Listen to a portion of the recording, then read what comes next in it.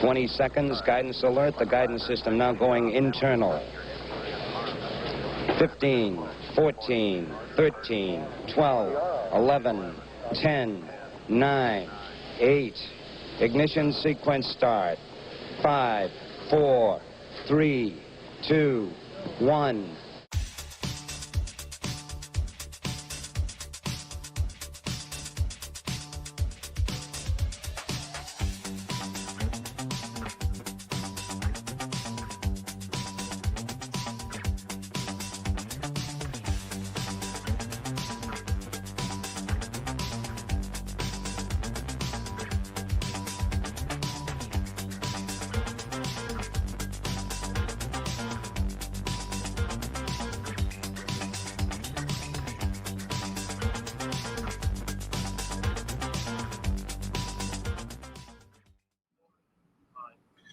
Good morning, everyone, and welcome to the Angry Astronaut. So happy to be joining you here. And if you're wondering where the hell I am, well, I am here in Boca Chica.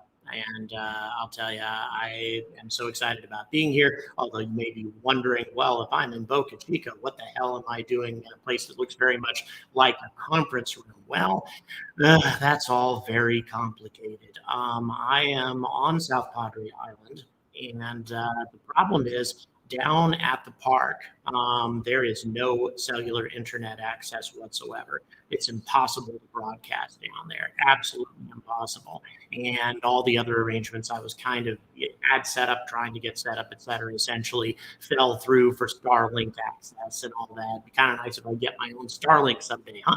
But in any event, where I am is a place where I will be able to observe the launch if it does indeed happen. And you'll be able to hear me do commentary on the launch. In the meantime, I am here in Boca Chica, rather in South Padre Island, giving you the best possible coverage that I can. I got here at midnight last night. A very difficult journey indeed. But enough about my problems. Where's everybody checking in from today? I would very much like to talk to you.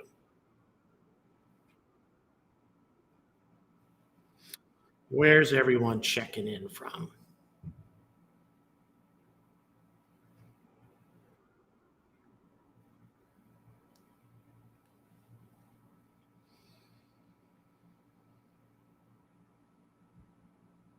Boy, everywhere, as usual. You guys are awesome. Really do appreciate it. Boy, all over the place, as always. Germany, we've got Maryland checking in. We've got Massachusetts, UK, of course, lots of UK. We certainly expected that. We got Australia, Canberra in Australia, Folkestone, Indianapolis, Singapore, West London, Alton, New York City, Barcelona, Canada, Fort Wayne, Indiana, Cardiff, UK, Italy. Hello, Virginia, Israel. Hi, guys. Hope everything's going well. Greece. Hello, Greece. Buffalo, New York, Poland, Missouri, Ottawa, Kalamazoo, New Hampshire. Boy, it's all over the place. We got Thailand, Australia, New Zealand, California, New York, Massachusetts, Oklahoma, Poland. Where else have we got? And of course, we have another space nut handling our broadcasting from Yorkshire, Southern California, UK, Leeds in UK, of course, Austin, Texas, Munich, my God, Palos Verdes, California, Lisbon, Portugal, Hudson, Wisconsin, New York City, South Africa, West Midlands, the UK, Florida, hello, Peoria, Illinois, Virginia Beach, South Africa, hello, South Africa, Hogwarts, the Czech Republic, Berlin, hello, Berlin, Ontario, Canada, Arizona, my God, Mars, of course, Holland, Western Australia, Baltimore, Paris, and Poland. My God, so many people checking in from so many places. So delighted that so many of you have chosen to join me here today. So once again, let me give you an idea of what's going to be happening here. We have the broadcast is going to be taking place from here in this conference room on South Padre Island until we get up to the point of launch, until we're very close to launching. Once we get to that point, then things will change. At that point, we will be able to, I'm going to head out into the outside essentially to watch the launch take place and give you guys an audio report on what's going to be happening. So you'll be able to hear my voice. At that point, of course, you'll still be able to watch the launch actually happening. So a lot of great stuff going on right now, and very excited. I'll tell you, it's not the most ideal conditions to be on South Padre Island right now. I would very much like to be watching from a lot closer in the park or something like that, but that unfortunately is not really happening. So that is just kind of the reality we're dealing with right now. And but in any event, just to be clear, once again, if this thing actually does start to take off, I will be providing commentary during the launch. I'll just be spurring outside essentially to watch those final seconds before the launch takes place. But I didn't get here once again until midnight last night. So the fact that I'm able to broadcast at all is due to the generous help of the Holiday Inn Express where I'm currently staying, where they have broadband, because there is nothing else at all available. Bear with me for just one moment here. All right. We are just trying to make sure that we've got everything here that's more or less accurate. Once again, appreciate everybody checking in. And what does everybody think? Are we going to be launching today? Do we really think that this is going to happen? They seem to have been experiencing a fair number of challenges just trying to get ready in time. Elon was expressing some skepticism at first that we might not be able to launch at all today. But that doesn't seem to be the case. Dynetics, Michael, well, if you saw my video that I released day before yesterday, I guess, it's all starting to blur together right now. You will have seen the Dynetics lunar rover, also called the Lunar Terrain Vehicle, or the LTV. I released information about that, and yeah, that was very good indeed. The entire symposium was fantastic, at least the amount that I was able to show up for. I wish I could have stayed longer, but of course I had to be here as well.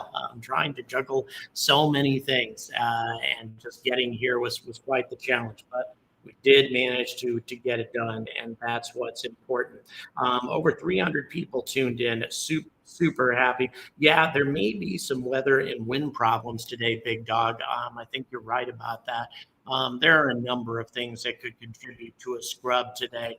From a purely selfish perspective, it would be nice to have a scrub for me, because that gives me more time to try to find better solutions than I currently have for broadcasting, rather than broadcasting from this hotel. But still, nevertheless, that's purely selfish. As far as what I would like for the rest of you guys is for this launch to actually happen today. And that's certainly what we want to see happen. Yeah, over 300 people tuned in right now. Super grateful for that. Please like and please subscribe. And once again, everybody, thank you so much for your support and making all of this happen. Without your support, none of this would have been possible. There's no way I would have been able to make it here at all without your financial support. You guys are awesome. And so thanks again for everything. Godspeed, Starship. Yes, indeed. Very, like I say, very exciting stuff coming up. I'll always get super excited, super tense.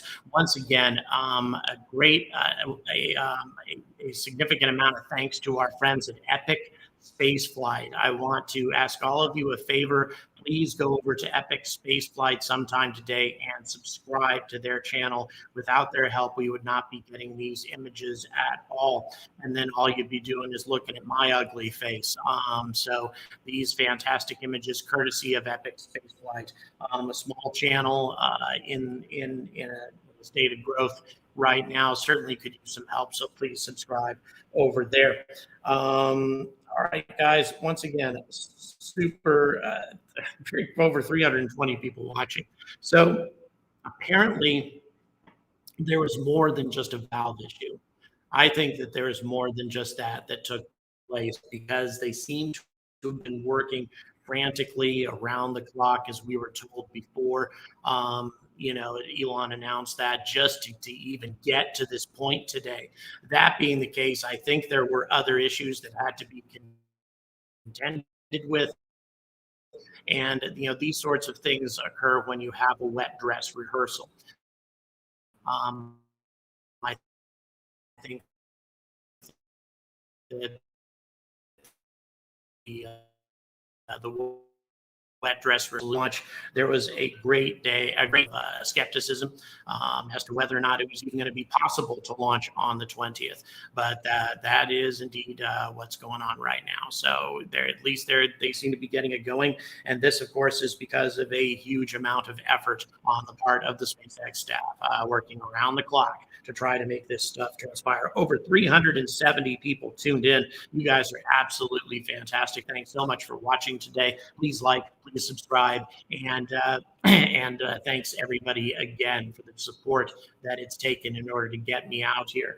By the way, guys, due to some help from my fantastic travel consultant, the fellow who's decided to become my travel agent, I guess would be the best way to describe him. I am, check it out, I'm driving a Tesla. How about that? I rented a Tesla from Hertz for the same price as a regular car, and I got to experience what it's like to make a long distance journey with a Tesla. And let me tell you something, for those of you who are not familiar with driving Teslas, it is an interesting experience. Long distance journeys are sort of a challenge with electric vehicles. And the reason for that is your charge will give out a lot more quickly than a lot of gas-powered vehicles. And the Tesla system is set up to where it automatically will take you to the recharging stations that are on your route heading to wherever you're going. I had to make 3 stops during the course of my journey from Houston to South Padre Island yesterday. And during those 3 stops, it actually tells you exactly how much you need to charge your Tesla up, how much of a percentage you need to hit in order to get to your next stop with charge to spare. So it essentially sets up the navigation for you. Each individual stop can be anywhere from 10 to 30 minutes. All of my stops are recommended anywhere from 10 to 20, not enough to fully recharge the vehicle, just enough to get you to the next recharging station where you charge up a little bit more, don't take a lot of time doing it, and move on. So very interesting stuff, let me tell you. Very intriguing to go through that process. Once again, my deepest thanks to my fantastic travel consultant who made this happen for the same price as a regular car, because there's no way I could have afforded it otherwise. Jim, thank you so much for kicking off the super chats today. You're fantastic. Thanks so much for the $25 breakfast burrito. Yes, unfortunately, they've got some breakfast available here at the Holiday Inn Express. Not the best place to watch a launch from, to be honest, but there is no broadband access at all at the park where most people tend to watch, and cellular internet simply isn't going to happen down there. You're not going to get it. So I am bringing you the broadcast to the best of my ability from here. And then if we do indeed get to within 60 seconds of launch, I'm going to head out to the parking lot and give you commentary on the flight itself from my perspective, which, by the way, is still going to be quite spectacular from where I am. Well over 400 people checking in today. Once again, thanks so much. Please like, please subscribe. It keeps working around the clock. They do indeed work incredibly hard. You're right, Kazuki. Boy, they really put in a tremendous amount of effort. All right, let's go ahead and see what else we got going. By the way, the quality of what you're seeing here, multiple screens here in the chat, and everything is all being provided by my fantastic producer, another space nut out of Yorkshire, England. He is available always, on demand. Incredibly, couldn't ask for a more reliable guy to be working with. He's the one who makes so much of what I do possible. I've got many other members of my team who also contribute in a huge way. Also, I want to give a shout out to the fantastic Anton Nim. Anton Nim is always, you probably have noticed, it's always in this chat, always providing help, always providing support, doing moderator work. Such a consistent donor, so many things that he does to help out this channel. Just want to send a shout out there. Am I angry today? Yes, I am, Terranon. I am angry because a lot of what happened yesterday made it to where I did not have adequate time to prepare for what was going to be happening this morning. Really, I wish I would have had an opportunity to scout out the land a little bit better yesterday, but I didn't get here until past midnight as a result of flight problems through American Airlines. And some of you may have noticed that I put out a short on that, and my irritation with them has not faded because they did not allow me to take a tiny little camera bag. It's very small that I needed in order to keep my equipment safe. They forced me to check my only bag because I had officially a third item. No other airlines has ever forced me to do that. And as a result, I was forced to check that bag. And did they lose it? Yes, they did. Yes, they did. And so then I had to deal with trying to track that down before I could even leave yesterday and drive here. Stupax, thank you so much for the 550 Canadian. Really appreciate everybody's support today. You guys are absolutely fantastic. And once again, without the support, there's no way I would be here. If it launches, do I think it will orbit and then splash down? Grant, no, I don't. It might. It could, but I don't think so. I don't think SpaceX thinks that that's going to happen. The expectations here that have been set very, very realistic. We're dealing with an extremely powerful and largely untested rocket. Yes, these engines have been tested, but the propulsion system has never been tested to full power or to 90% power or anything like that. And so as a result of these challenges, I think that they could run into some significant issues. I think if the rocket makes it past max Q, that is going to be a significant success for SpaceX. If it even gets far enough away from the pad to not do any damage, that should be regarded as a success. So yeah, how far away are the spectators? Will they be safe? Is there fully successful? 51%. There's a lot of faith in Starship today. I go with the fly and fail option. I think that's where I'm going to be. The spectators, Grant, are going to be approximately 8 or 9 kilometers away from the launch. Is that far enough? That's anybody's guess. If this were, the Soviet N1, which I talk about all the time, that would not be far enough away. And it's going to be an unpleasant day for all those people if we have a bad RUD or an airburst. Let's hope that doesn't happen. And by circumstance, by a strange twist of fate, I am further away than that. I'm more like 15 kilometers away, where my hotel is located and the only place that I could get broadband. So if something bad happens out at the pad, I will be pretty far removed from it.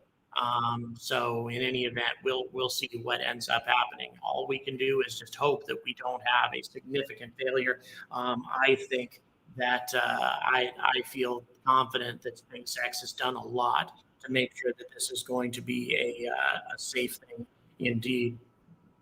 So we'll see what ends up happening. Once again, over 500 people tuned in today. You guys are fantastic. Once again, I want to give my thanks to my travel consultant, the guy who makes a lot of what happens with me possible. He arranged for me to get to rent a Tesla. For those of you who have just shown up, I drove a Tesla from Houston to South Padre Island. A very interesting experience. It's a much more active and engaged driving experience, because you kind of need to plan your trip based around the available recharging stations. Fortunately, the Tesla's computer does that for you. So you say, I'm going to set this destination, and then it will show you which it will recommend recharging stations that you should stop at, and even tell you how much of a battery charge you're probably going to have left over when you get to that location. It's an amazingly reliable system. But if you have to make a long distance journey and you want to do it fast, and you don't want to make a lot of stops, electric vehicles still aren't quite there, in my opinion. They're impressive, but still not quite there. Mike, thank you so much for the $1.64 Canadian. That's awesome indeed. So yeah, it was interesting, I must say. Would I own a Tesla? Yeah, I think so. It was pretty cool in a lot of regards. However, do I think Tesla's the end all be all best car that you could possibly own? No, there are certain drawbacks in terms of the frequent stops that need to be made, taking a long distance journey, which you don't have to experience if you have a gas powered vehicle. But still, it was a very intriguing and entertaining experience. I won't lie to you about that. It was very enjoyable, and so many things about the Tesla that are just so unique.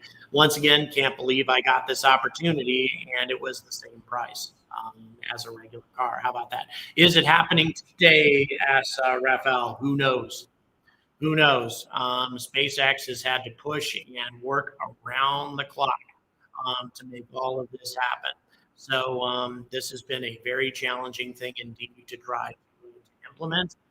And who knows? We really can't say for certain as to whether or not this is going to be successful. As I say, I'm a little surprised that they're trying this again, given what Elon was tweeting yesterday, given the frenzy of activity that was involved in trying to get Starship ready for a second attempt. Given everything that they were trying to do, and given the kind of frenzy and the sense of kind of this crazy urgency that was going on, I've got my doubts as to whether or not they're going to be able to successfully launch. Yeah, Highlander, I think you may be right. My personal opinion, my opinion is we may have another wet dress rehearsal today. That may actually be the plan. Thank you so much, Rindles, for the $10. Elizabeth City, North Carolina, not far away from where I live, actually. Thank you so much for your support. And once again, thanks everybody for your support. Without this, I'll tell you, there's no way I could be here. Absolutely no way at all. My journey to Colorado Springs for the Space Symposium, none of these things would be possible without your support. By the way, if you haven't checked in on my Dynetics video that I released 2 days ago, you might want to do that. The lunar terrain vehicle that was rolled out by Dynetics. It was designed by an Apollo engineer. Really charming old fellow that I had a chance to interview. He showed me the rover in depth. It was a really cool unveiling. If you haven't seen that, please do. Dynetics is diversifying and covering more than just alpaca for the launch. Good viewing time in Australia, indeed. Thank you so much from Kentucky for questions. If one engine from the Saturn V be able to be configured to burn methane instead of kerosene, I think that doing anything to the Saturn V to modify its fuel system would be a very difficult thing to do indeed. Dynetics, by the way, since I happen to be talking about them, actually got a contract to build a new F1 engine, and to use it as a liquid booster, as a replacement to the shuttle solid rocket boosters, to instead do new updated F1 engines, and they would still be powered by kerosene and oxygen, but they would put 2 of those F1s in each booster and use those to power SLS. That was one of the original ideas. They were putting out. They had a contest out I released a video about this recently, by the way, but a contest was instituted to try to come up with a new type of rocket booster, a liquid rocket booster. And then mysteriously, they just stopped the contest. It's not like they awarded the contract after the contest to Morton Thiokol or anything like that. They just stopped the contest, which was very unfortunate indeed. Thank you so much, unordinary programmer, for the 10 euros. You're fantastic. From Croatia, indeed. That's a place I understand, a very beautiful place, at least from all of the TV shows I've seen filmed there and such. Very interesting place indeed. I'd love to visit Croatia someday. Thank you so much for your generous support, guys. I'll tell you, it is this support that makes all of this possible, that makes it, makes me able to make these trips and to bring you this coverage. And like I say, even though I'm here in a conference room at the moment, I am in South Padre Island, Boca Chica, whatever you want to call it. And if we do indeed get down to where we're reaching the final countdown for Starship, then I will be scurrying outside to watch the launch, and you will hear my voice doing commentary on what's happening. So I have to admit, I'm pretty excited. The view from the parking lot of the hotel where I've ended up being stood, not perfect, but at the same time, with a rocket like this, it's gonna blow my mind. No doubt indeed. Left Boca Chica right after the abort. Me, not you. I'm sorry to hear that. I understand. A lot of people did have to leave after that first attempt. That is the curse of this business, the curse of going out and watching. Please repeat, producer. There is a hold apparently at SpaceX. This should not come as a surprise to anybody. SpaceX was really rushing it and pushing the envelope in order to try to make this launch happen by the 20th. I think there was a lot of there is a great deal of skepticism as to whether or not this is even going to be possible today. But once again, just because they're holding doesn't mean they're not going to launch today. Holds prior to launches are super common. So, don't give up on them yet, guys. We still, it's still very possible that we could have a launch. But unlike the typical launches that we are used to, that is to say, SN15, that sort of thing. Apparently, might be a hold built in as well. But nevertheless, I'm going to continue getting updates. They seem to be but the SpaceX stream is also on hold.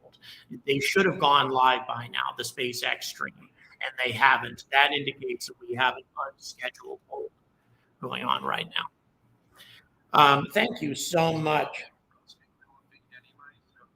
Please repeat, producer.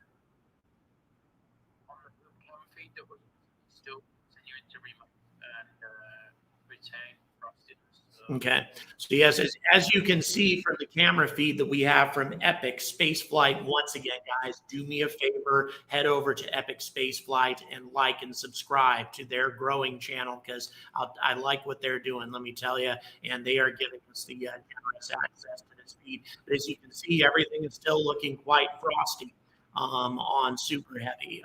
So, there certainly is no indication that they're not going to launch or anything like that. Brady, once again, thank you for the $10 support. You're fantastic. Thanks again to everybody for your generous support. None of this would be possible without you. But we do have a more limited launch window, as I was saying before, than with SN15, SN11, SN10, etc., because this is a much more ambitious launch. After all, it's got an unlimited ceiling, which means air traffic is being diverted away from this area, a long ways away from this area.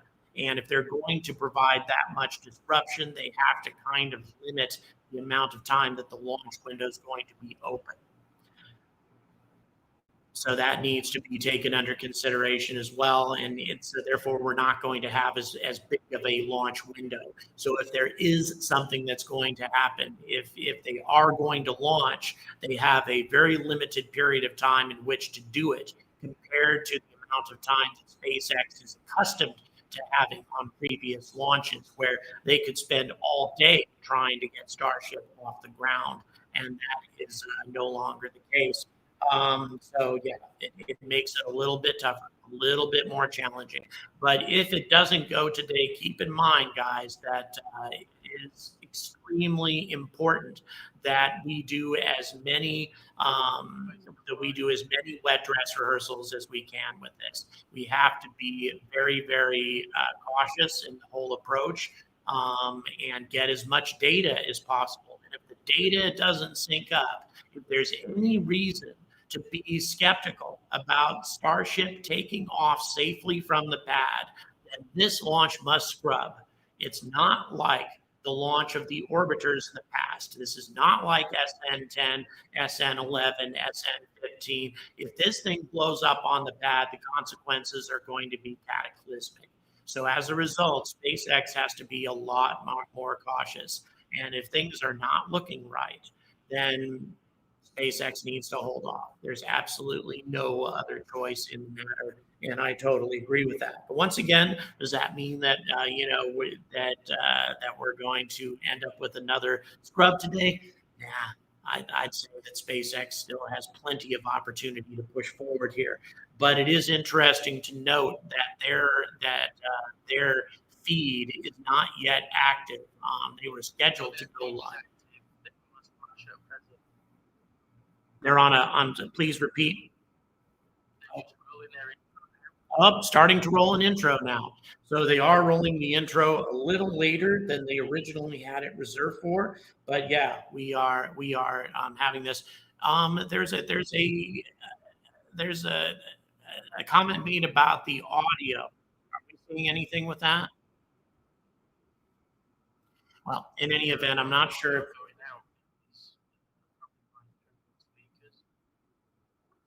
Okay, well, in any event, there may be an issue there. Not certain.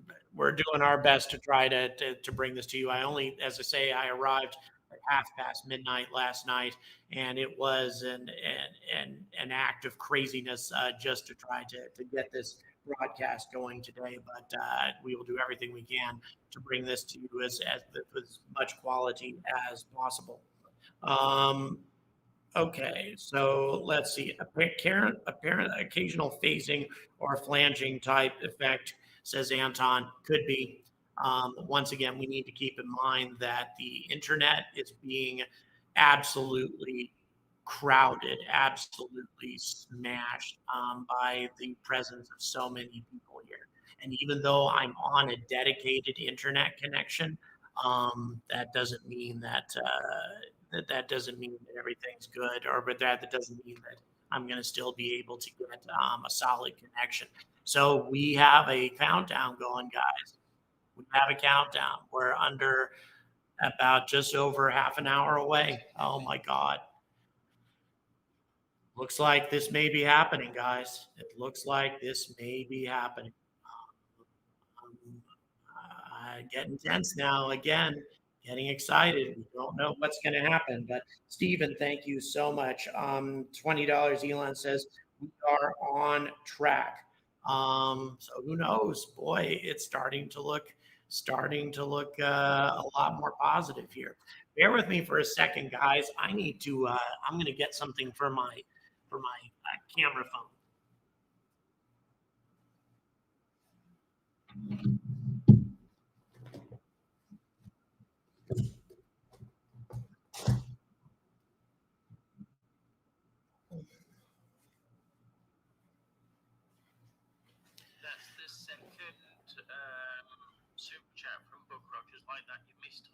Oh, Buck Rogers, thank you so much for the super chat. And just to answer your question, sorry I didn't answer it before.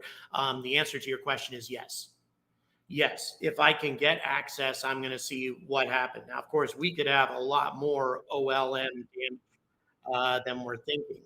So we'll see. We have no idea how bad or how minor the damage may be.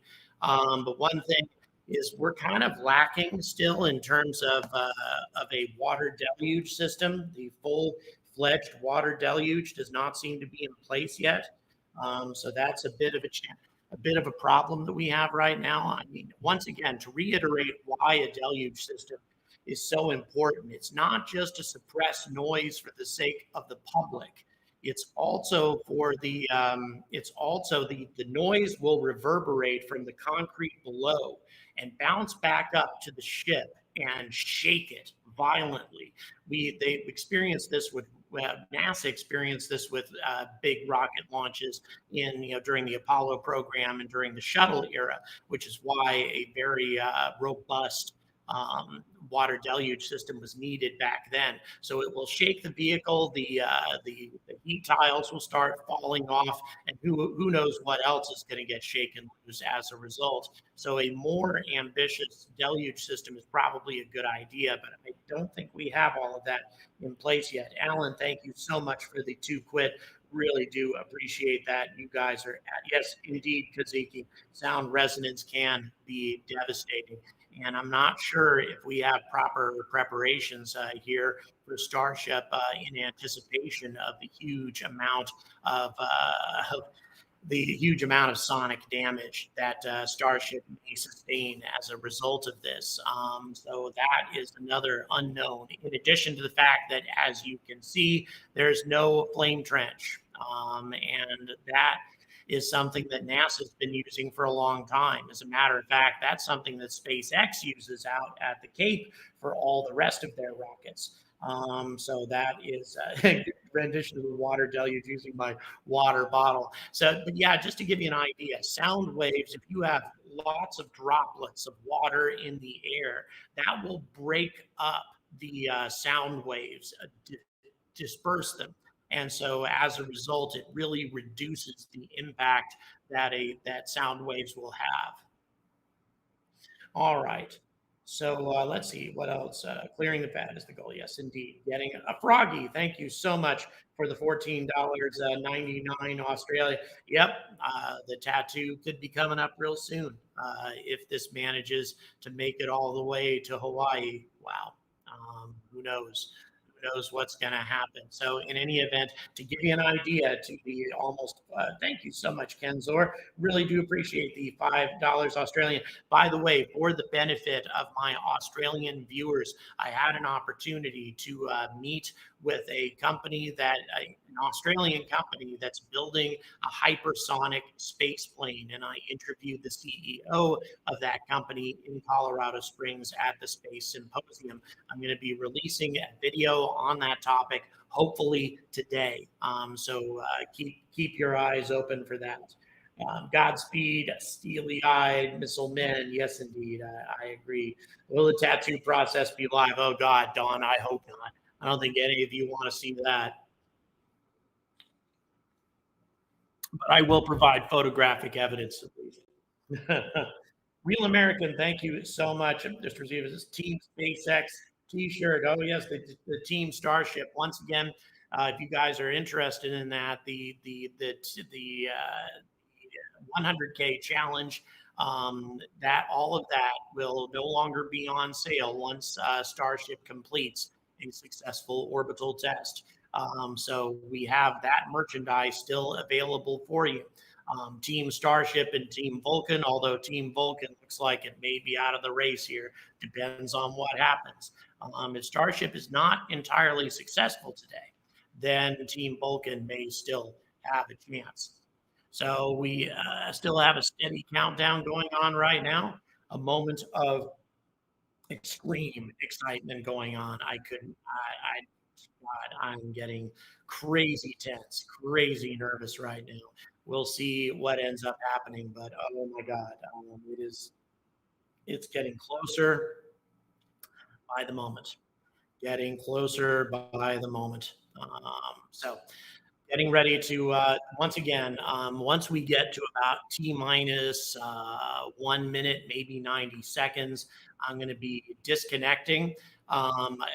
from here, and then I will be rejoining audio-wise as I charge out in the parking lot to see what's just to watch Starship take flight. If indeed we get to that point, I will probably be losing my mind if that indeed takes place. And then what will happen is I will rejoin the stream if it keeps flying. I will rejoin the stream to continue covering what's going on right now, or what's going on during the flight, rather, just to give you an idea of what you can expect. Please like, please subscribe. Also, don't forget Epic Space Flight. They're images that you're seeing on the top right hand side of your image right now. They're providing some excellent visuals for us, and please subscribe to Epic Space Flight and show them your support. So we still have people checking in from Ireland. Yes, indeed, history in the making, Buck. You're absolutely right about that. Yeah, getting crazy tense right now. Crazy tense. Have no idea what's about to happen. It's again this sense of uncertainty, this sense of not knowing. I can't begin to describe my sense of anticipation right now. All I know is that something very, very big may be about to happen here in South Texas. And the entire history of space flight may change today. Daryl, thank you so much for the $5. Really do. My excitement is contagious. I'm glad that it is. I'm glad that it comes over that way, because I could not be more excited about what's going on right now. Man, there's some great stuff that is just under 25 minutes away from happening. And as you can see, the chill lines, frost lines on Super Heavy are continuing to climb. The liquid oxygen and liquid methane portions of the booster, being the separation between the two being very obvious and very apparent. And by the way, from my viewing angle, I may actually be able to see Super Heavy come back down. That will be an interesting thing to see as well, from the kind of unique angle that I have here. Tim Dodd's waving out the window. Oh, so, well, thank you very much. I appreciate that. The Gump, yes, I do my best to cover as many different topics as I can. First and foremost, I'm here to educate. And there's a lot of education to do when it comes to space. A lot more than just SpaceX. SpaceX is super exciting. It's one of the most exciting things that happens in regards to space flight. But, it's not the only thing. So thanks very much. Really do appreciate that. Okay, let's see here. Methane oxygen engine sounds tricky. It is tricky, Gene, especially the staged combustion nature of these engines. Very difficult indeed. So I don't know.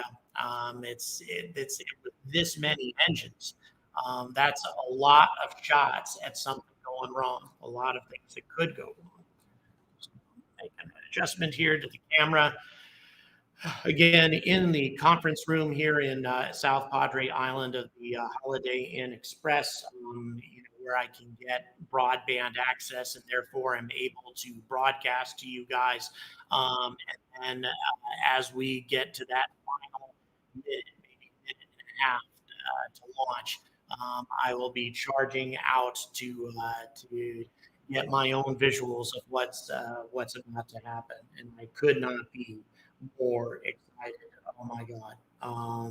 It's just crazy. So just over 20 minutes at this point.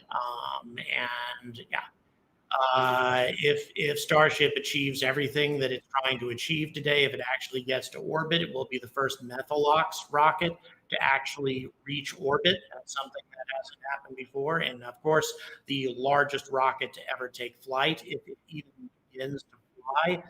If it manages to fly at all, it will eclipse the N1 as the biggest rocket, the most powerful rocket to ever fly. So a lot of stuff indeed. Could not be more excited. Place Crew Dragon on the booster stage. Could it make it to lunar transfer orbit? No, on the booster stage. Boy, that's a good question. The booster isn't really designed. You need a more proper orbiter. I don't see how you can mount Crew Dragon on the booster itself without having a pretty substantial vehicle of some kind, a snub-nosed mini Starship or something like that. It takes a lot to get the booster itself into orbit because it is quite heavy. So that would be a challenging thing indeed. Here we go, Mark. Thank you so much for the for that explanation. By the way, some of these things do get by me, especially when I start getting crazy excited. Just over 21 minutes to lift off. Uh, wow, wow. It's tough for me to put this into words, guys. I am getting so incredibly excited. We may indeed be checking it. We may indeed be seeing this, seeing this in person here in just a moment. If we get down to that last minute, Jack Morgan, thank you for the $10 Australian. You're absolutely fantastic. Percent chance do I give of Starship getting through Max Q? 50-50, maybe even a little bit better than that through Max Q. Getting to orbit, a lot less than that, maybe 20%. But then again, this is SpaceX. There's so many times that they just seem to be capable of doing anything. It's quite amazing. So that's about where I'm giving 50-50 chance of achieving Max Q. But once again, anything could happen here, guys. Anything could happen. It could be, spectacular, surpassing all of our expectations, or it might be, it might be a cataclysm or somewhere in between. Stephen, thank you so much for the $10 super chat. Really do appreciate the support that's coming in right now, guys. You guys are fantastic, and of course, I wouldn't be out here. I wouldn't be able to cover anything like this without all of the support. So I deeply, deeply appreciate all of this. Getting close, guys. It's getting exciting indeed. Now, what we could also have happen here, as I mentioned during my last broadcast, another possibility would be if we had a planned suborbital flight. It could be that they've decided to get a little less ambitious, and they may just simply fly this thing out over the Gulf and then let it fall. That is another, that may be what they've had in mind for B7 and S24 all along. They may want to do a less ambitious flight first to check the flight worthiness of the vehicle before they really try to make a go for the orbital flight. Kind of hard to say. Starship launches on time, nears Hawaii in the dark. Will S24 be able to see glowing during the re-entry phase of the suborbital flight? It should. Actually, what you're probably going to see is a burnout. I've got serious doubts that S24's heat tiles are going to hold together well enough to protect this thing from a re-entry burnup. We'll see, but I've got some serious doubts about that. Everything still proceeding as planned. Amazing. God, just getting so excited about what's about to happen here. Just under the 18-minute mark. Once again, to give you guys an expectation, once we get to about 90 seconds or so, I'm going to be charging out into the parking lot. I will be joining you voice-wise. As I try to get a film of what's happening as it takes to flight, as this thing goes. And you'll be able to hear me making some crazy and super excited commentary if indeed this thing does get to fly. Alan, I agree. As good as SpaceX is, I think they could pull this off. And I wouldn't say that about anybody except SpaceX. Thank you, Papsu. Really do appreciate that. Obviously launched on 420 for bonus luck. Could S-24 possibly survive points it goes down the final seconds before splashdown? No, I don't think so. They're not. This is not designed for survival at all. Peter, thank you so much for the $10. Australia from Tasmania. Hello again. Remember the Apollo 11 launch in '69? This is off the scale. Well, if you remember that, Peter, then yeah, you remember some amazing things in the history of space flight. I was only a few months old at the time.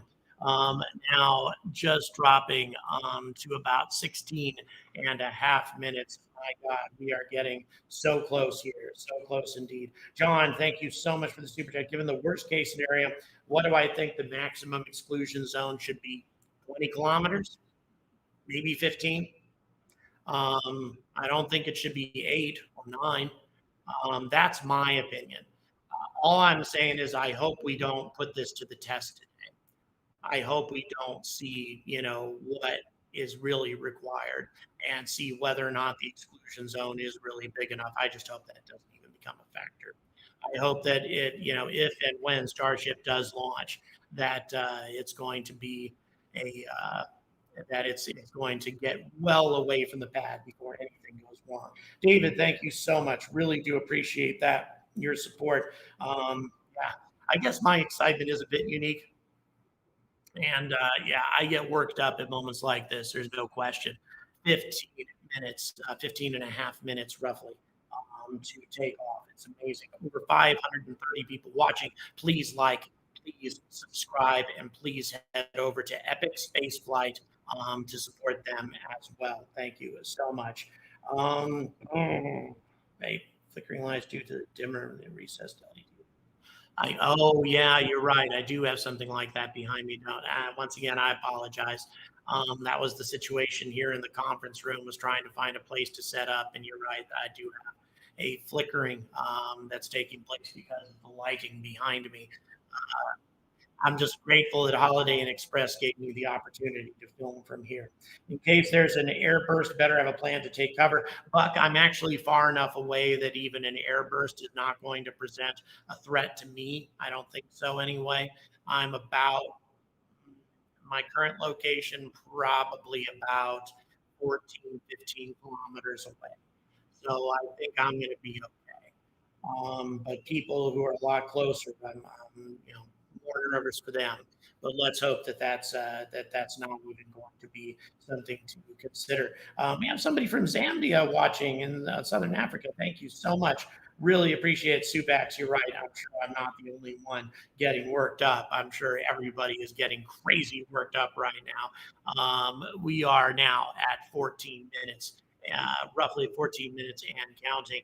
About 12 minutes or so before I go rushing outside into the parking lot to hopefully see this thing take flight. My God, this is getting insane. I can't even imagine what this is going to be like. The tension is difficult to describe. Let's see, can I pan my cam down to the right to get the flashy stuff? Sure, I can try. Just a moment here. Let me see if I can do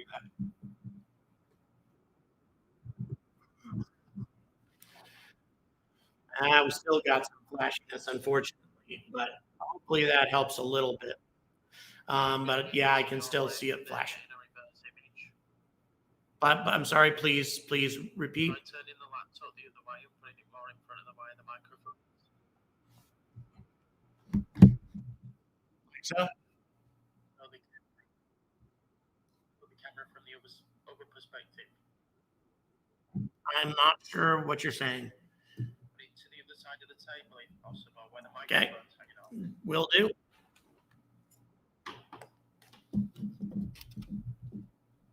That fixes the problem. How about that? There we go. Thank you, producer. Over 530 people watching right now. We are at about 12 and a half minutes to launch. Oh, God. Whew, we're getting close. We are getting so close right now. I can't begin to describe the tension at the moment. So close right now, man. about to lose my mind. This is beyond crazy. Over 530 people tuned in right now. We are just over 12 minutes away from history being made. Space flight history. Our ability to land on the moon, Artemis 3, is not possible without this ship being successful.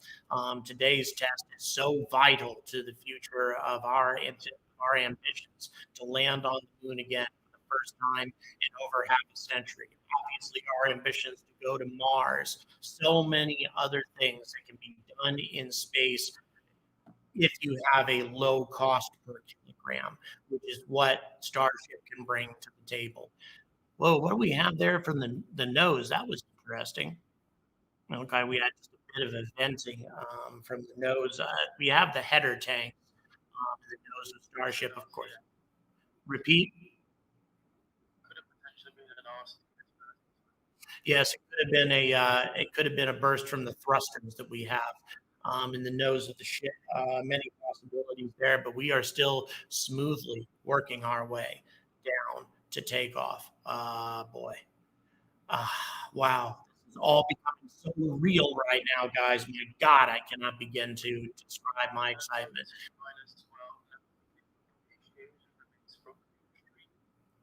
Please repeat.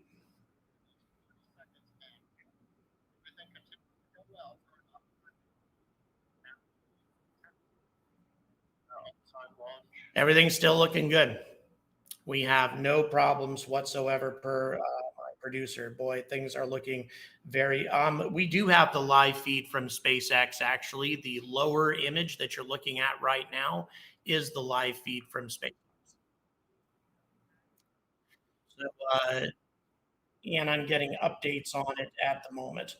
So we'll see what ends up happening. Wow. I'll tell you, this is crazy indeed.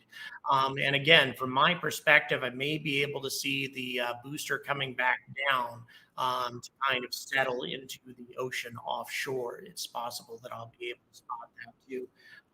Now, less than 10 minutes away, approaching 9.5 minutes. I'll tell you, just starting to lose it here. The intensity of where we are at this moment of history about to be made. I feel so privileged to be here, and it's all because of you guys. Thank you so much for this opportunity. As I say, in about 8 minutes, a little bit more than that, I will be rushing outside to see the launch actually take place. If all goes well, if all goes smoothly. Uh, wow, everything still looking very, very exciting indeed. As you can see, massive crowds on the shore. Couldn't be more exciting there as well. SpaceX that scared of having a chat going. Don't know about that. Great for a big I told you so. If the launch drops at T minus 10 seconds, yeah, could be. That could very well happen. We don't know what's going to occur. There are a number of things that could very well happen. And SpaceX, once again, needs to be very cautious during this process. We cannot afford any sort of significant anomaly here, at least not on the pad or air bursting just over the pad. The damage will be quite cataclysmic and it set the program back a long ways. We don't need that. What we need is a successful launch today. Boy, the everything looking completely frosty right now on the super heavy booster. Oh man, could this be any more exciting right now? That's just amazing. And the tattoo artist probably warming up. Yeah, Mike, I would say that tattoo artist is probably well advised to warm up. So that's obviously an uncomfortable moment for me, but that's the way it goes, isn't it? That's what happens when you make bets like this. Just over 7.5 minutes, over 560 people tuned in today. Thank you so much for tuning in. Please like, please subscribe. As I say, we get to about 90 seconds prior to launch. I will be cutting back in on audio. and heading out into the parking lot to see this launch take place. Graham, thank you so much for the 20 quid. Really do appreciate that. Yes, let's get angry for this launch. Guys, once again, please like, please subscribe. Thank you so much for your support in making all of this happen for me and give me this opportunity to bring this to you live today on what may be one of the most significant, if not the most significant event in spaceflight history. Just approaching 6.5 minutes to liftoff.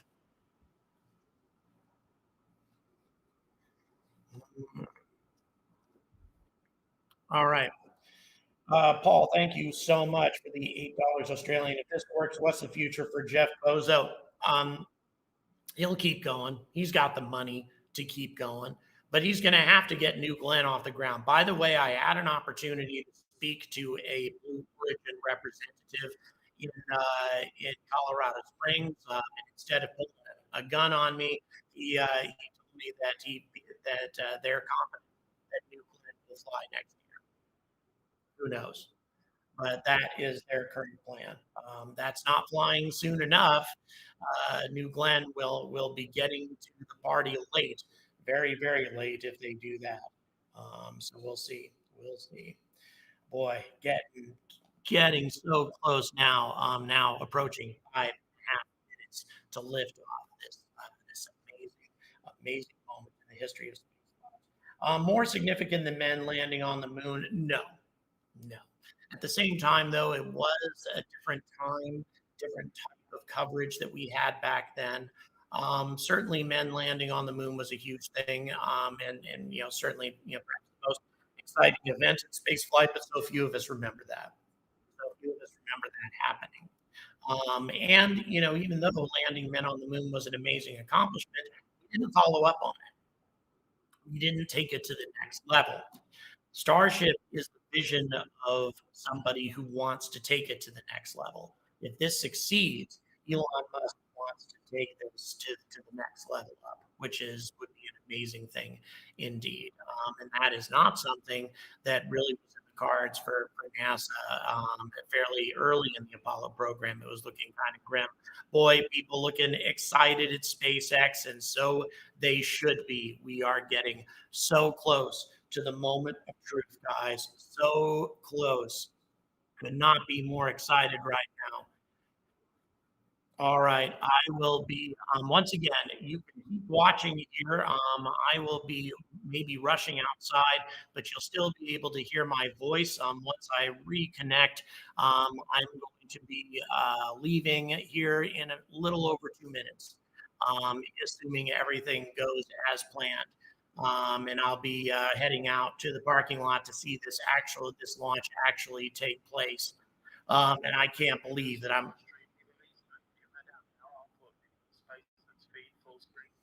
Okay, guys, I am going to head out actually now. You will still be able to hear my voice. We're going to put the SpaceX stream on right now. And then once I reconnect, you will be able to hear my commentary. So I am heading out to the parking lot now to hopefully watch history take place here in South Texas. Stay tuned. For about 15 minutes or up to 15 minutes and still be able to lift off. Yeah, and that's a little bit different from Falcon for the propellant sequence on Falcon that we don't have the opportunity to hold. So that's a cool new capability on Starship. Yep. Right now, T-minus 3 minutes, 10 seconds and counting. We got some great views from the drone. It's nice that the fog is slowly lifting. We get some of the blue skies, hopefully good views. What we're waiting for right now is closeout of propellant loading on the first stage. That should be wrapping up here shortly. In fact, it looks like fuel fill and drain valves are coming closed. That means first stage is fully loaded, second stage fully loaded, and that's 10 million pounds propellant on board the Starship launch vehicle.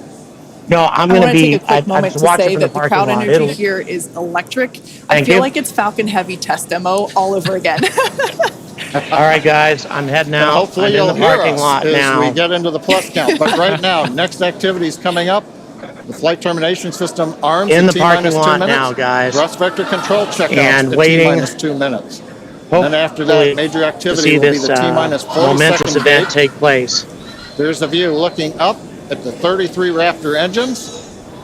There are 20 engines and a We circle are on the outside. currently moments And as away Shiva from said launch. I earlier, hope everybody 13 can hear engines me on all the right. center. Those are the ones And with I'm about to gimbal. fire up my camera here. All right, I am now outside on South Padre Island, again, waiting for history to be made. For TVC Wiggles. I could not be Love more this view. These tense. are the 33 Raptor engines at the base of the Super Heavy booster. I think we can see those wiggles now. We're currently inside 90 seconds. Next major activity, T-minus 40 seconds. That is a gate, a decision point. We're waiting. Possibility the propulsion team may need a few minutes. Allow. Flight termination system is armed for flight. We're getting ready for T-minus 1 minute and counting. Mark, T-minus 1 minute and counting. Maybe difficult to hear me right now. Bear with me. Okay. Yeah. Any sort of internet, any sort of live streaming is a difficult thing right now. Producer, how far do we have? How long? Okay. About to launch and ready to film. I'll tell you, oh my God, crazy intense right now. From my current position, I'm about 12 kilometers away from the launch pad and hoping to get a good view of this thing. Oh my God. We have to. Okay, you can see the clock. Okay, 30 seconds recycled. and counting. Flight director has called a hold. We are recycling. We have a hold. For the moment, we'll see where they move the clock back to. They could hold We at are T-minus 40 recycling. seconds. They could go to an earlier point. Give us a minute to listen into the nets, and we'll see if we can get you more information to share.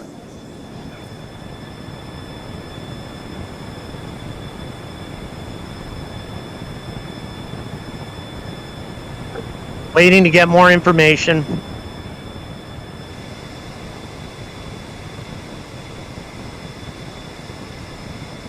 All right, guys, I'm heading. If we're going to recycle, this is not going to happen in the next 30 seconds. I'm heading back in.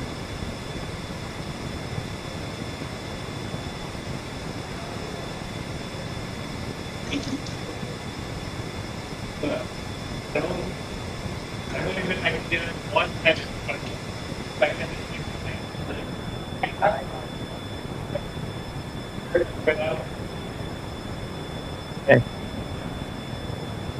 All right, we're doing a final launch checkout right now, apparently. All right, thank you.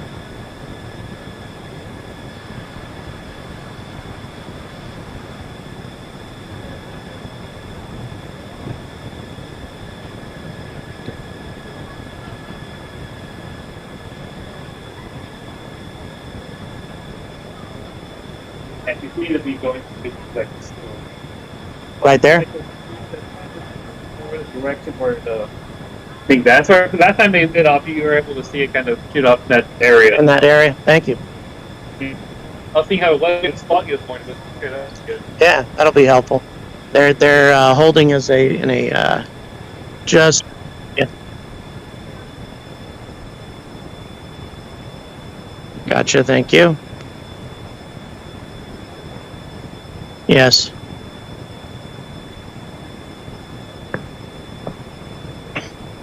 So we are apparently at a final check. A final check at the moment prior to launch. It's a curious time to do a go, no-go poll 30 seconds prior to launch, but not totally unheard of. John Innsbrucker again here at the Hawthorne webcast desk. We're holding a T-minus 40 seconds. What we've heard so far is we have a couple of issues we're working. One is the booster tank pressurization. Final pressurization was just a little bit long. That's not unusual. We've held at T-minus 40 seconds before to pressurize. That appears to have been resolved. At the same time on the second stage, they're working some final purging. We should know very shortly if that is cleared and if we'll continue the countdown. Everyone, especially that person, is excited to keep going. Like John said, we should know shortly if we are able to continue. But as we mentioned before, we are able to hold up to 15 minutes and still be able to lift off today.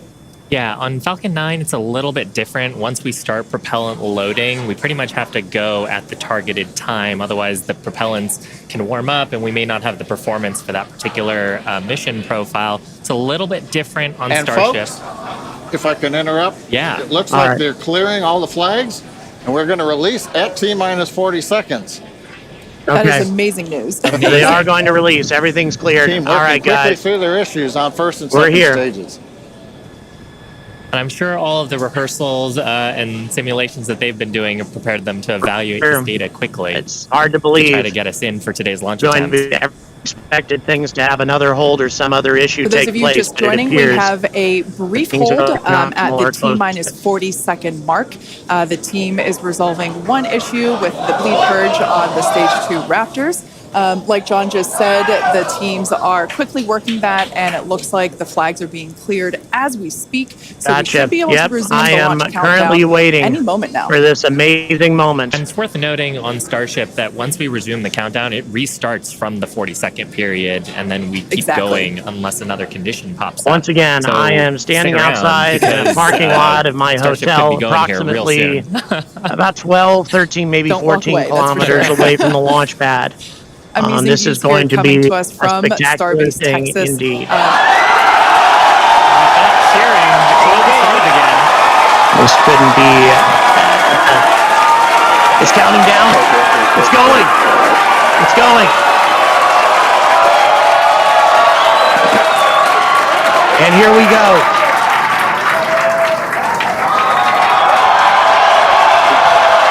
Okay, counting down.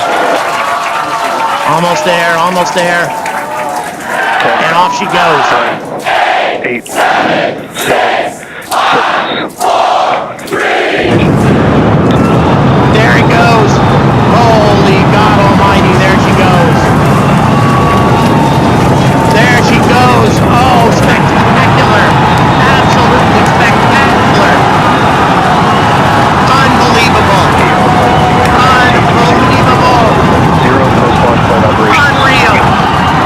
It is shaking the hell out of this place. Unreal. Spaceflight history being made today. My head is spinning. Look at it go. 33 seconds into the test flight. Look at it go. Shaking the hell out of the whole island. Tower cleared. We're into pitch over. Propulsion reports first stage engines nominal.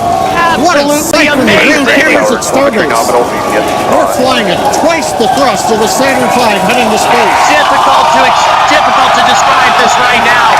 Difficult to describe. One of the most amazing. We're throttled down and throttled back up. I can't begin to describe this. Totally blowing my mind. Almost, it almost looks like it's directly overhead, except it obviously isn't. As the velocity increases, the density of the atmosphere is decreasing. Max Q. Lessening stress on the vehicle. The call out. Max Q now. Oh, the engine's burning. I'm not sure what's just happened here. Continuing to watch the first stage as we head down range. Again, things. My God, look at it go. 100 seconds into flight. Look at it go. Our next major activity is going to be a shutdown of the first stage. Utterly spectacular. Houston Tracking Station now acquiring the vehicle. With shutdown, we will get separation of Starship from Super Heavy and ignition of the Starship engines. When Starship separates, we light up 6 engines in a staggered sequence. And if all goes well, those 6 engines will burn for almost 6.5 minutes. Onboard view from Starship. Things looking very interesting. I mean, it was of the Raptor engines on the second all of stage this is that planned. as we prepare for stage separation. It's an after amazing stage thing to separation, see. the first stage will flip, and begin a boost back maneuver for landing in the Gulf. Trail being left behind, or the once again, difficult for me to even put words together. Looking at this right now, completely shaking the island apart. Continuing to fly, 2 minutes 40 Utterly seconds. amazing. Let's get ready for main engine cutoff. Utterly amazing. Booster engine cutoff. Beginning the flip for stage separation. Fell out over the Gulf of Mexico now. I can still get a good sight of it, and now waiting for the booster to return. Of course, once stage separation is achieved, we'll see if we actually get to that point. Starship no longer really visible at this point. Oh, there we go. Something happening. Something just, I'm not sure what that was. Stage separation achieved. Starship should separate from the super heavy booster. Amazing. Utterly amazing. Stage separation has been achieved. But obviously we're seeing from the ground cameras the entire Starship stack continuing to rotate. We should have had separation by now. Obviously this does not appear to be a nominal situation. Okay, so we appear to have problems. We appear to have some kind of issue. Everything after clearing the tower was icing on the cake. Things were I have to confess, the trajectory was looking very strange from my perspective. From where I was watching it, the flight did not seem to be going in a trajectory that I would have expected. Now, I don't know, this is just me, jumping to conclusions. I cannot say for certain. Can I still be heard? So there was no stage separation. Yeah, it did look. All right, SpaceX just set off the flight termination charges. We may hear an explosion at this point here at the island. We may hear a blast. It's difficult to. As we said before, obviously we wanted to make it all the way through, but to get this far, honestly, is amazing. Okay, so once again, nothing visible from my vantage point now. Again, the entire flight, the trajectory of the flight looked to be a bit odd, a bit unusual. Once again, that's just me guessing. It may have just been simply a stage separation that failed to occur. The trajectory may have been just as was planned, but it did look a little odd. I'm sorry, please repeat. As we mentioned at the start of So, today's program, any and all the data that we collected during the test is going to help us with further development of Starship, and it's going to improve the vehicle's reliability. okay. Seeks to make life multiplanetary. There's obviously going to have to be a lot of work done at this point to determine exactly what happened here. But I mean, just to be clear, though, guys, let me tell you something. I saw this from a distance of, roughly 14, maybe 15 kilometers away, far further away than people at the park at the southern tip of South Padre Island were seeing it.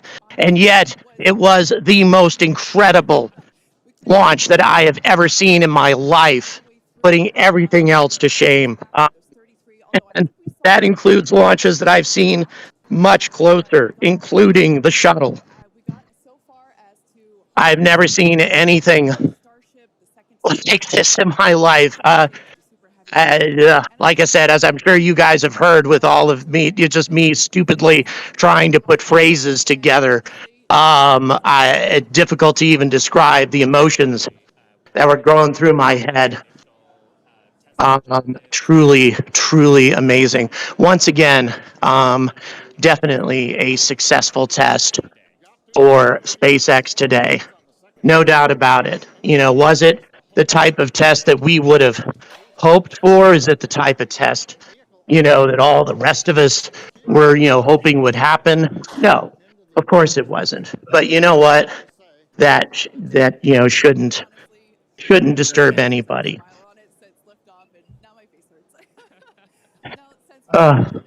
Producer, pardon, go ahead. We will in just a moment. No chance of getting an image back, producer, for myself. It's okay. Don't worry if we can't. I am indeed, yes. I'm back in the studio. And as always, we thank you for your interest in Starship, SpaceX, and your ongoing support. All right, then I will do so. Just one moment, please. All right, guys, I am back. All right, so I'm back, guys, and thrilled to be here. I'm one moment. I'm going to be closing here shortly, but nevertheless, we want to go ahead and give you guys an idea of what's going to be happening next. So, did we get what we wanted today? Did we get the performance that we wanted today? Well, SpaceX did. No question. SpaceX unquestionably got the performance they were looking for. The rocket got far enough away from the pad without any sort of damage done to the surrounding area, without any threat to the spectators. That was considered to be a level of success. That would be considered a level of success for SpaceX. So today, unquestionably, what happened was a success for SpaceX. From my perspective, once again, it was the most stunningly impressive launch that I have ever witnessed. And I've seen space shuttle launches up close that my uncle took me to back in the day. And this put everything to shame. It was such an amazing launch. My ears are still ringing from the sounds of all of those Raptor engines going at the same time. It shook the island unlike anything I've ever experienced. I can't begin to describe all of it to you. I'm so glad that I got to see that at least. Truly amazing. Ryzen, thank you so much. Really do appreciate that support. Shows it's fun how many times before blowing up. Yeah, it's once again, we can simulate things as over and over and over again. We can simulate these things as much as we want to, but only when we put this into practice do we really know what challenges we're facing and how difficult it's going to be to get a launch like this, carried out to a level of success that would be considered to be a success by anybody's standard. It's not an easy thing to do. Space is incredibly hard. This rocket may be the hardest task of all. Such a complicated propulsion system. And who knows how much shaking, how much damage was done to the vehicle while it was attempting to take off. Remember, it does not have the most robust of deluge systems. It does not have a flame trench. There are so many things that could have caused some kind of damage to the rocket before it managed to take off that would have created some of those issues. BJ, thank you so much for your support. Really appreciate the super chat. So once again, I'm purely speculating right now, but since people are commenting on how it was tumbling and such, I sure saw that from my perspective. I sure saw a weird trajectory happening from the rocket. It was going in a very odd, just the whole direction seemed a bit off to me. Once again, this is from my untrained eye. I've seen a fair number of launches, but I've never seen a launch from Boca Chica, not like this anyway. So it's tough to say exactly what was going on. But nevertheless, it was pretty obvious, and I think those of you who were listening to me, I kept saying, wait a minute, that looks weird, that looks odd. I think a lot of you probably heard me saying things like that. And so it was probably pretty clear that there were issues taking place during the flight before they had to destroy the vehicle. Once again, not unexpected at all. This propulsion system, ridiculously powerful, very complicated, not an easy thing to control.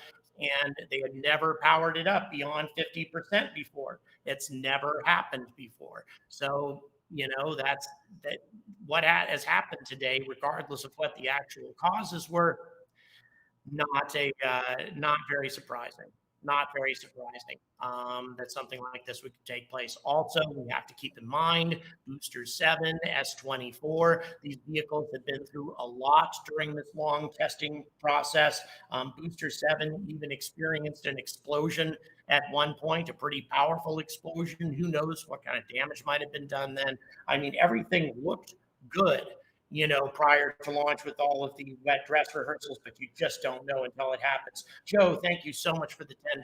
Really do appreciate it. So am I angry about the fact that Starship didn't make it to space or didn't get to max Q or didn't get to stage separation? No.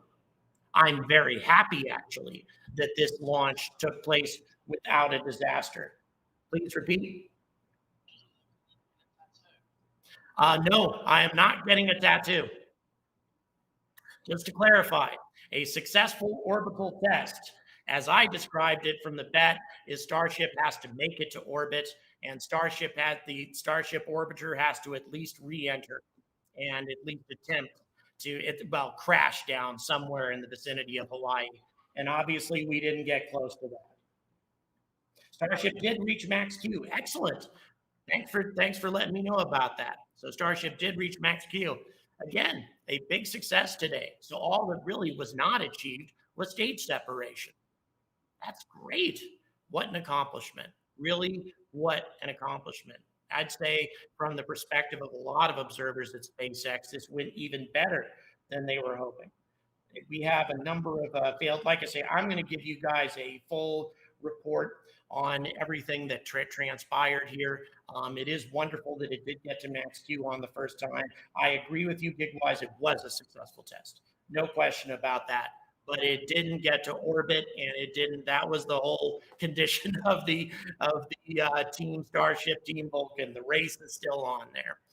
Starship must complete a successful orbit of the planet in order to be able to complete that. And like I say, I've mentioned that a number of times in the past, but to be clear, Vulcan needs to successfully deliver Peregrine to the moon, or Starship needs to successfully complete an orbit of the Earth. Astro Terran, thank you so much for the $5. Believe Starship had some attachment issues and didn't want to leave us just yet. Yes, I would say way better than N1. Yes, Josh, that's true. Well, the first launch of N1, it did manage to achieve a fair amount of altitude before it exploded. The second launch of N1 was the disastrous one. And that's something we need to keep in mind, guys. Just because it did fly successfully and at least got away from the pad today doesn't mean that that's going to happen again in the future. So we need to keep that in mind as well. Thank you so much, Troy, for the super chat. 60 minutes plus spin radius. Starship gives a beast to just shrug off a failure like that. Not just an RUD. Yeah, it is a big thing. It beggars belief, says Gordy, that SpaceX didn't just launch the booster by itself first. Well, Gordy, you know that I've been advocating that for a long time. I don't know. Maybe they will do that in the future. They might have just wanted to take a shot with B7 and S-24 first. Difficult to say. Difficult to say. What I do know is that this whole experience blew my mind. I don't know if you guys could hear the incredible sound, the incredible reverberations of the engines going over my cell phone, but it was insane. Absolutely insane how powerful that was. Just how much that was shaking the ground, shaking the buildings, shaking everything. It was quite amazing indeed. So stage separation on the booster attempted to flip, and that's why it kept flipping. That makes sense. Yeah. So we'll see. I'll tell you, it's nuts indeed. All I can say is I'm very, very happy that I was at least able to bring you a broadcast today, that I was able to see the launch take place. It was absolutely astonishing to see all of this happen live, and I wouldn't have missed it for the world. And no question, from SpaceX's perspective, this was a successful test. No doubt about it. It got away from the pad, managed to achieve max Q. It just wasn't stage separation. Then apparently the booster tried to flip, not really realizing that stage separation wasn't complete.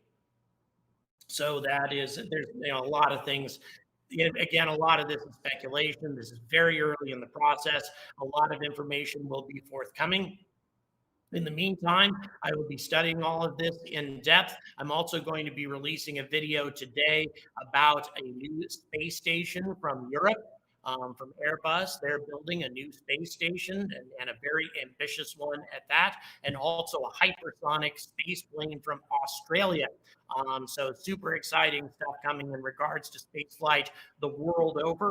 And tomorrow you will also be getting an analysis, at least from all the information that I've been able to gather thus far. Wicked, thank you so much. Wonder if the tower and ground took major damage. Wicked, I'm going to find out. As soon as they open that road, I'm going to be over there and photographing it, just so we're clear. I will be finding that out very, very soon. Pad areas, just we have no idea. We'll see what kind of damage is at the pad area right now. It's difficult to say for certain, but as soon as I'm allowed to, I'm going to head over there and start photographing that myself, and you will see exactly how much has been done up to this, what sort of damage there may be, and what sort of challenges are going to be facing SpaceX. Nevertheless, a lot still needs to be examined, a lot needs to be analyzed, and a lot of data needs to be studied before SpaceX can take another swing at this. But nevertheless, the test was definitely good enough to call it a success. But once again, to be clear, the race is still on. The 100K challenge between Team Starship and Team Vulcan is still going on. Team Vulcan must successfully deliver Peregrine to the moon, and Starship must successfully complete an orbit in order for that bet to be over with. Starship took a good shot at it today, but it's not over yet. So in the meantime, I will continue to bring you as much information on all of this as possible. Thank you so much for tuning in. Once again, please like, please subscribe. Don't forget Epic Spaceflight and how amazing they are in providing us some of these astonishing visuals. Thank you so much for your support. None of this would be possible without you guys. And until Starship launches again, until Starship manages to carry out a complete and successful orbit of the Earth on its way to the moon and Mars and beyond, I urge all of you to stay angry about space.